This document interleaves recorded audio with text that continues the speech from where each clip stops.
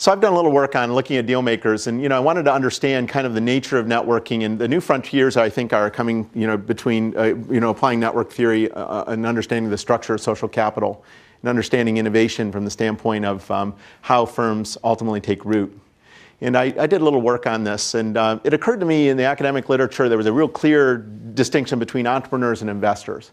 I never understood that distinction because the successful entrepreneurs I knew were investors, right?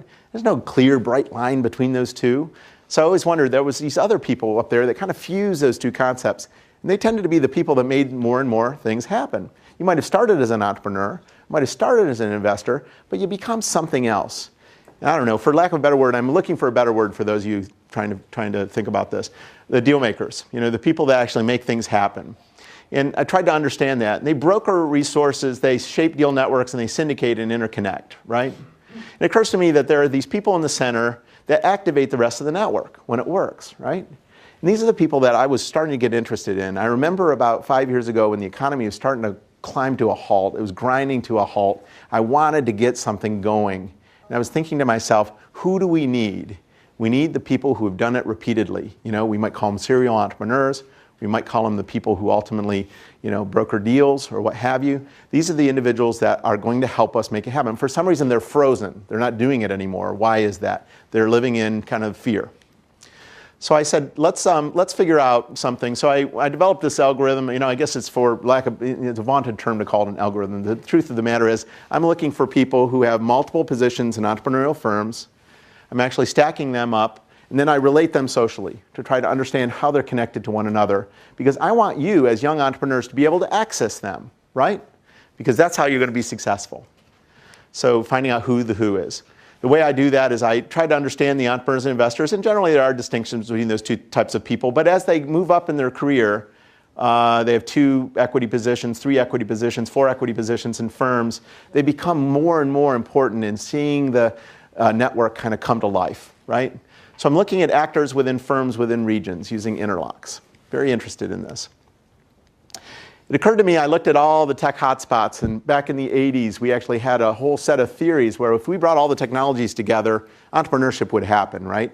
And this is a chart that shows the number of firms born, and it was fascinating to me that when I looked at it, Silicon Valley created almost 5,000 firms over a 20-year period, whereas Boston created about half that, even though in most cases you are equating Silicon Valley and Boston as equal parties in entrepreneurship. All these other technology regions, including my region, Research Triangle Park, created less than 1,000, right?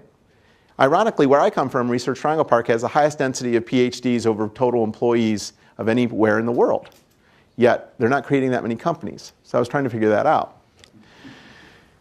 Then I looked at these other patterns. These are the number of equity positions held. And you see the numbers on the left, 1 all the way to 30. These are the equity positions by each of these regions. And I noticed there was a big fat base wherever there was nice economies, where Silicon Valley was performing so well and creating great companies. You had a lot of entrepreneurs and investors engaged in it. Okay, we already kind of knew that.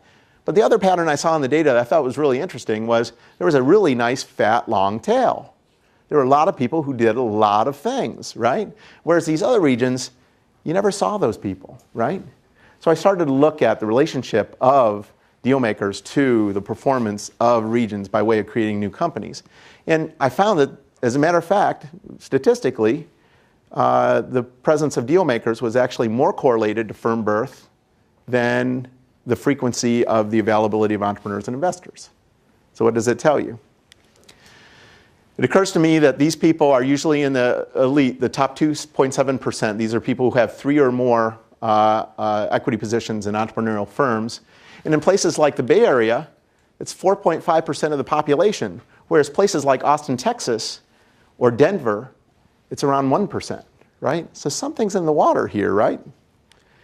It occurs to me these are the people. Well, I wanted to map the networks, and these are the networks of these 12 technology hotspots. As a matter of fact, they're organized by population. So the most populous is Boston, the least populous is Austin, the lower right-hand side. If it varied by population, you'd expect to see the most dense to the least dense, correct? What do you see in the pattern of this data? You see the most dense or the most intense entrepreneurial network in Silicon Valley. The third largest metropolitan area up here, Phoenix, has the weakest entrepreneurial network. I was talking to Michael Crow, the chancellor of Arizona State University. I showed him this data, and he said, Zoller, how many people are up there? And I said, oh, about 150. And he said, I'll just have them over to the house. I want to talk to these guys. Well, places like RTP or Austin or places like that, they hang in there even though they're small places. Please, questions? What was the source of the data and how was it collected? Okay, the data comes ultimately from private transaction data. It comes from public databases like Standard & Poor's. And I came up with the software to actually put all the data together and then socially relate it. Well, what was fascinating is this is the aggregate network of entrepreneurs in each of these regions. What does that tell you? What two regions other than Silicon Valley and Boston would you say are starting to look like hot entrepreneurial networks? San Diego and Seattle, right? Now I'm leaving out some obvious cities because these are technology hotspots, right? Leaving out some of the key metropolitan areas like Los Angeles or New York or Chicago. Started to study those. What's ironic is many of those cities, because their financial headquarters tend not to be entrepreneurial, but the stories that are evolving. The Groupon founders are really driving an entrepreneurial revolution in Chicago. Have you all noticed what's happening in New York lately? Across the bridge in Brooklyn? It's unbelievable. There's an entrepreneurial revolution going on there. But the aggregate networks are just one story. I want to know where the deal makers are. Well, check this out. When you screen the aggregate network for 3 or more equity positions, this is the picture you get.